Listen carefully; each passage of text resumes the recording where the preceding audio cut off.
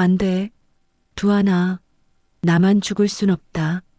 칠흑같이 어두운 밤.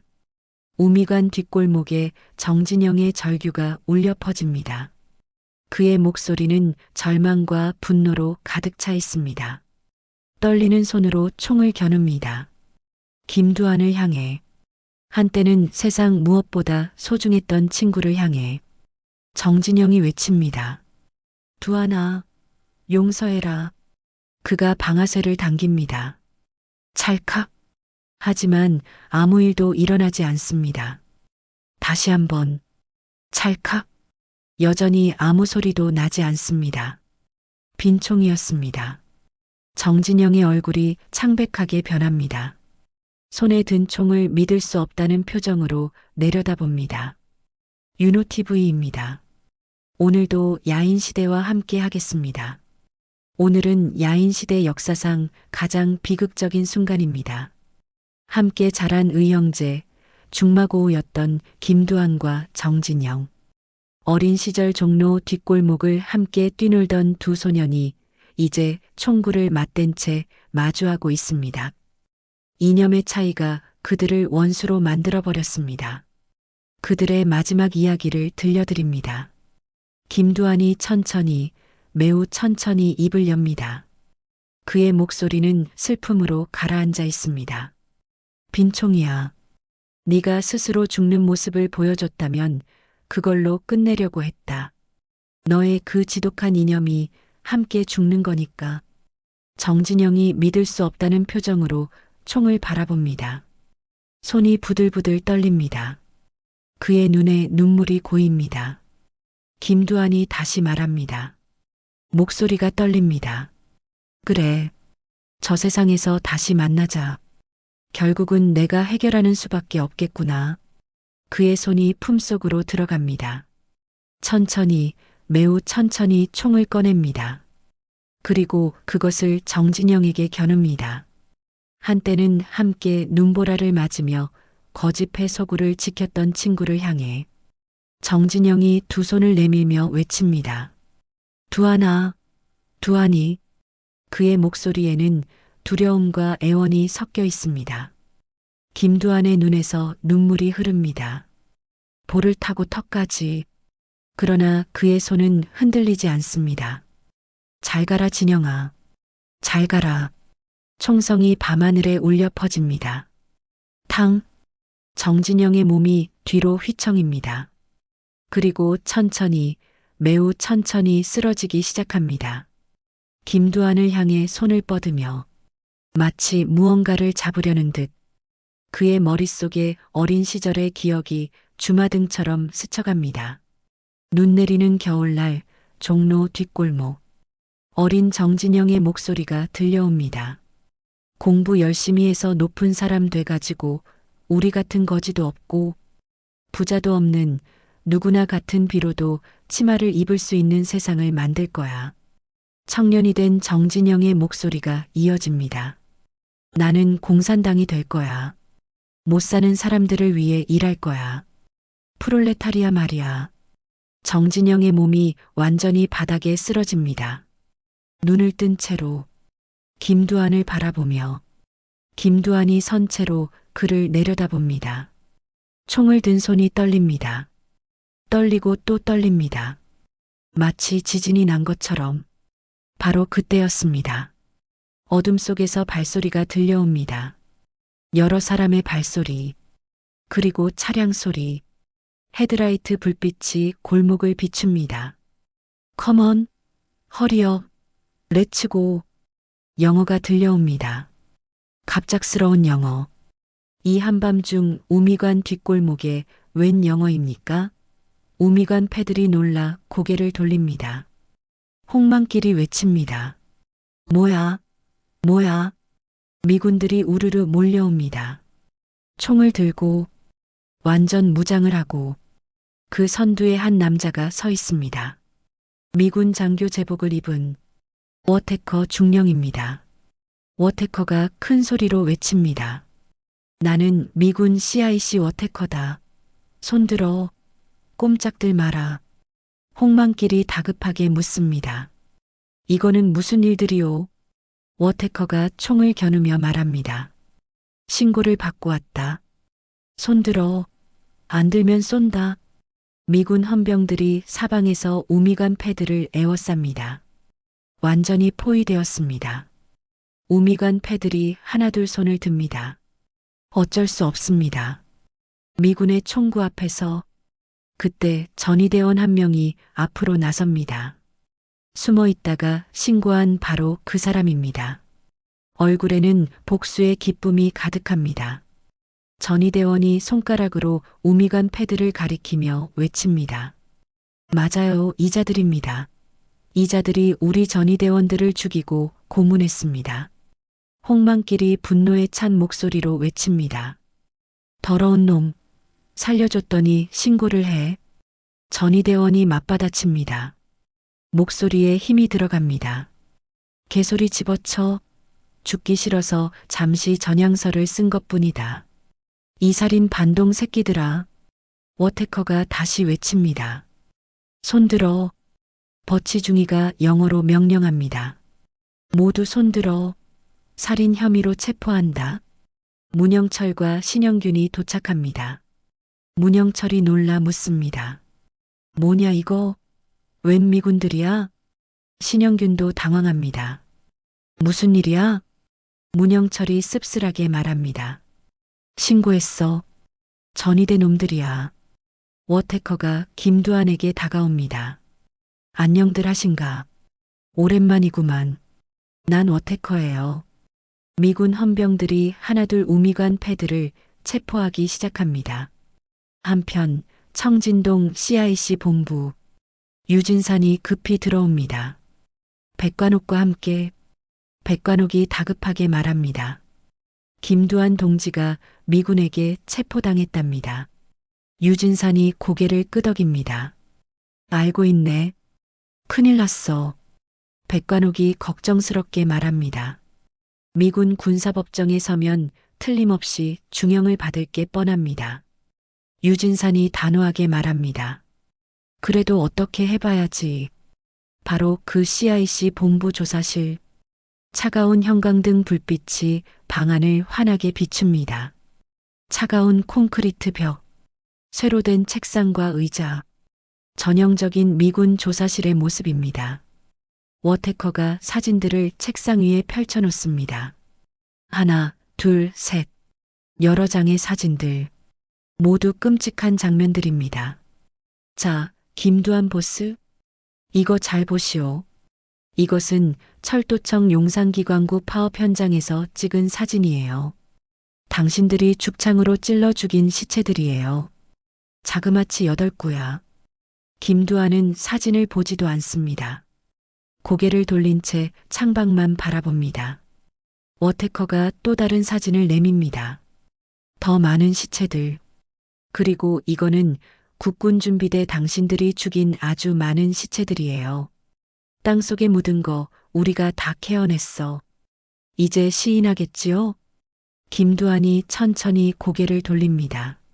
워테커를 바라봅니다. 모르는 일이요. 정진영이를 죽인 건 내가 맞소. 다른 일들은 파업 현장에서 발생한 일이라서 기억이 없소. 워테커가 고개를 젓습니다. 믿을 수 없다는 표정입니다. 이러면 안 되지요. 전위대장 정진영의 죽음은 다른 일에 비해서 아주 작은 일이에요. 나는 이거보다도 큰 일을 묻는 거예요.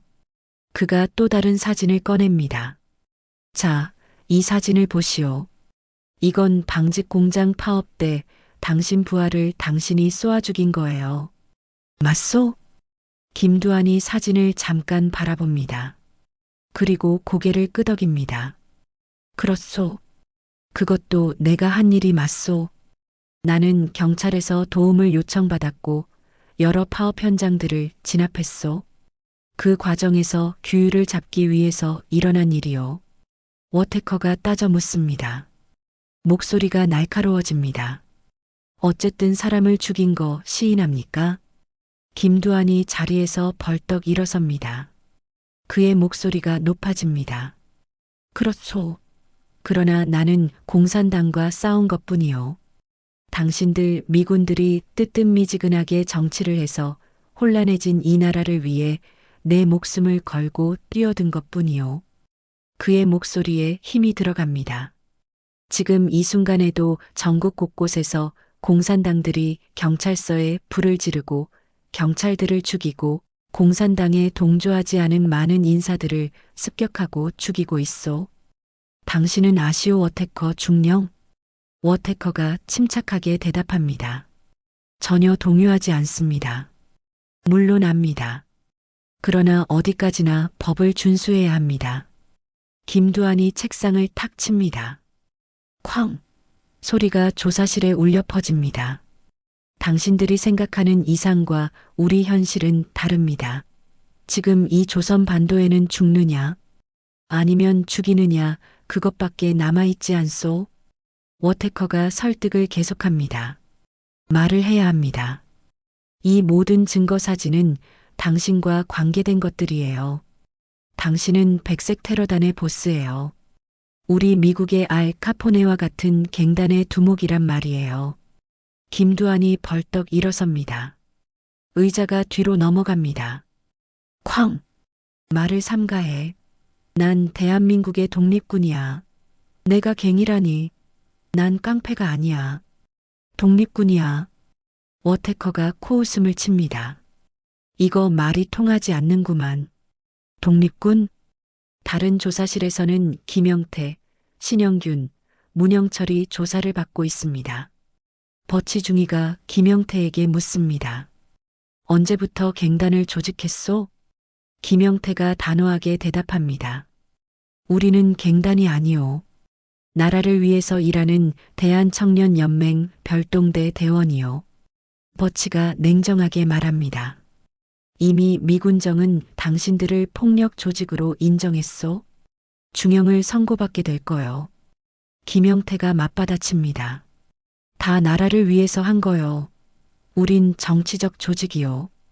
바로 그때 휘발유가 수갑을 풀어버립니다. 찰칵. 버치가 놀라 묻습니다. 수갑 어떻게 풀었어?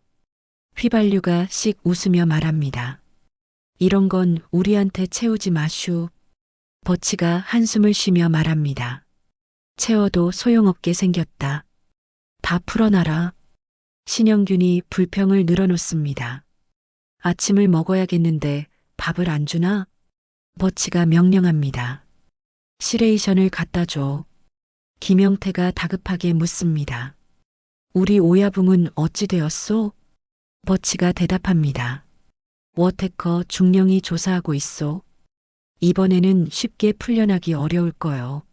한편 조병옥 경무부장이 미군 사령부를 찾아갑니다. 아놀드 장군, 김두한이를 좀 우리 경찰로 넘겨주시오. 아놀드는 고개를 젓습니다. 안 돼요.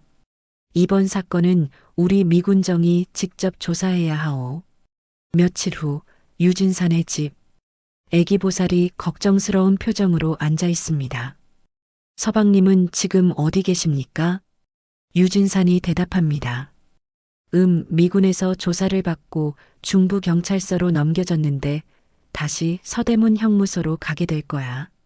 염동진이 고개를 끄덕입니다. 일단은 우리 경찰로 넘겨지기까지 애를 많이 쓰셨어. 유진산이 손을 내저으며 말합니다. 조 박사, 장 청장께서 수뇌부들과 만나 우리 경찰로 데려온 건데 뭐 큰일이야 있으려고. 염동진이 걱정스럽게 말합니다. 근데 한꺼번에 다들 잡혀갔으니 청년단 활동이 어려울 것 아니겠소? 백관옥이 거들어 말합니다. 곧 선거가 있을 겁니다. 그런데 좌익들이 단독 선거를 반대하고 폭동을 일으키고 있는 것 아닙니까? 우리 쪽에서도 강력한 대응이 필요한데 참으로 답답합니다. 유진산이 웃으며 대답합니다. 기다려봐야지. 뭐 잘 되지 않겠어? 이승만 박사께서 곧 이 나라를 맡게 되실 거고 김두한 동지는 그분들을 위해서 싸운 거야. 그런데 잘못될 리가 있겠는가? 바로 그때 이승만 박사의 집. 책상 위에 서류들이 가득 쌓여 있습니다.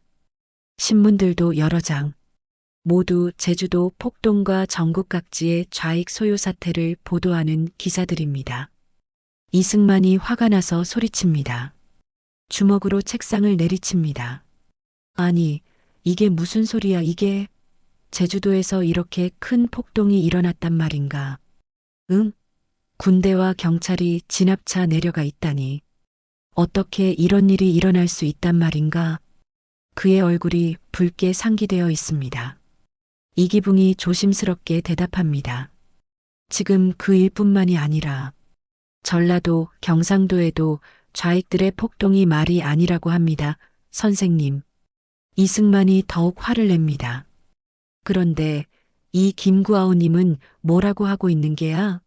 뭐, 남한의 단독 선거는 반대를 한다고? 단독 정부도 반대를 하고? 아니, 그럼 좌익들의 생각과 똑같다는 얘기가 아닌가? 그가 다시 한번 책상을 탁 칩니다. 쾅! 책상 위에 찻잔이 덜컹거립니다. 이기붕이 조심스럽게 말합니다. 그것 때문에 이번 선거에 임시정부 계열의 많은 사람들이 모두 불참을 한다고 합니다. 이승만이 한숨을 깊게 쉽니다. 그리고 의자에 주저앉습니다. 불참? 아, 하라면 하라지. 아니, 북쪽은 이미 김일성이 꽉 틀어쥐었는데 도대체 어떻게 하자는 이야긴가? 그나마 남조선만이라도 응? 우리가 지키고 나서 서로 협상을 하던지 통일을 하던지 해야 하는 것 아닌가? 이기붕이 보고합니다. 지난번부터 김구 선생님께선 여러 차례 북조선과 회담을 말씀하셨습니다. 그리고 북쪽에서 그렇다면 만나보자고 연락이 왔다고 합니다. 이승만이 놀라 묻습니다. 믿을 수 없다는 표정입니다. 뭐야? 김일성이가 말이야? 이기붕이 고개를 끄덕입니다. 네, 선생님. 이승만이 한숨을 깊게 쉽니다. 눈을 감고 고개를 저으며 남북 협상이라니. 저쪽은 저쪽대로 이미 벌써 사회주의 국가를 세우기로 결정을 했어. 우리는 우리대로 민주주의 국가를 세우기로 했고, 유엔이 뭔가 유일한 국제기구야. 거기서 우리 남쪽을 국가로 인정하기로 했다 그런 말이야. 이기붕이 대답합니다. 그렇습니다, 선생님. 이승만의 목소리에 불만이 가득합니다. 김구아우님이 못마땅해. 도대체 못하러 북쪽에를 가는가 말이야. 나하고 함께 이 남조선만이라도 지켜야지. 이것도 싫다. 저것도 싫다. 응? 이봐, 만송. 이기붕이 허리를 굽히며 대답합니다. 네, 선생님. 이승만이 단호하게 말합니다. 목소리에 힘이 들어갑니다. 어차피 선거가 끝나고 나면은 국회가 구성이 돼. 그러면 거기서 대통령을 뽑게 돼 있어.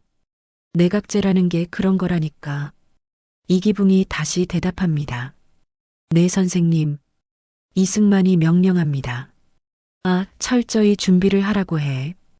우리 쪽 사람들에게 준비를 단단히 하라고 이르라. 그런 말이야. 이기붕이 고개를 숙입니다. 네, 선생님, 그렇게 하겠습니다. 이승만이 혼잣말을 합니다. 주먹을 불끈 쥐며 공산당이라니. 어림도 없지. 다 두드려 잡아야지. 며칠 후 서대문 형무소, 높은 담장, 철문, 감시탑. 전형적인 형무소의 모습입니다. 하지만 오늘 이곳은 평소와 조금 다릅니다. 형무소장이 직접 정문 앞에 나와 기다리고 있습니다. 철문이 열립니다. 호송 차량이 들어옵니다. 그리고 김두한이 내립니다. 이달구 소장이 달려와 김두한을 맞이합니다. 마치 귀빈을 맞이하듯. 아하, 제가 여기 형무소장입니다. 김두한이 어리둥절해하며 인사합니다. 아, 그렇습니까? 이달구가 극진하게 대합니다. 허리를 굽히며 아, 예. 상부로부터 단단히 지시를 받고 있습니다. 애국 운동을 하시다가 잠시 쉬시러 오셨다고 들었습니다. 모쪼록 편히 쉬다가 가십시오. 김두한이 난처해합니다. 이런 대접은 처음입니다. 아, 고맙소. 아, 뭐, 이렇게까지 안 해도 되는데. 이달구가 웃으며 말합니다. 아첨하는 듯한 미소입니다. 아하, 무슨 말씀이십니까? 아, 필요한 건 뭐든지 다 말씀을 하십시오. 하루 세끼 식사는 모두 인류 요리집에서 대령에 올리겠습니다. 김두한이 손사래를 칩니다. 그냥 여기 음식 주시오. 이달구가 몸을 숙이며 말합니다. 목소리가 더욱 간곡해집니다. 아, 그럴 수 있습니까? 곧 정부가 서게 되면 거기에 크게 참여하신다고 알고 있습니다. 그때가 되면 저 좀 잊지 마시고 꼭 좀 기억해 주십시오. 저 이달구라고 합니다. 이달구입니다. 김두한이 고개를 끄덕입니다. 그렇게 하겠소? 이달구 씨라고 했소? 이달구가 반갑게 대답합니다. 마치 큰 선물을 받은 듯. 예, 그렇습니다. 김두한이 씁쓸하게 웃으며 말합니다.